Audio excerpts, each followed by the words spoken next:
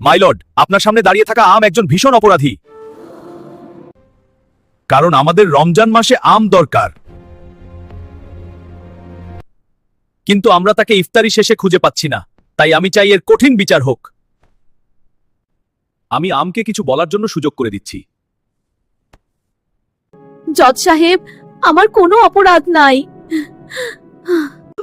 আমি তো সিজন অনুযায়ী ফল, তাই 6 মাস পর আমাকে সবাই খেতে পারে।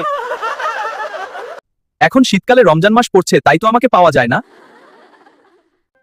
কারণ আমি হলাম গরমকালীন ফল। তাই আমার এখানে কোনো দোষ নাই জজ সাহেব, আমি নির্দোষ, আমাকে কোনো শাস্তি দিবেন না। Silence in the court.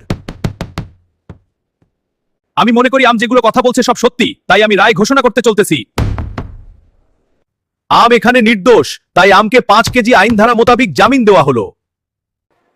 Hurray hurray, আমি জামিন পেলাম। থ্যাঙ্কস ইউ জজ সাহেব।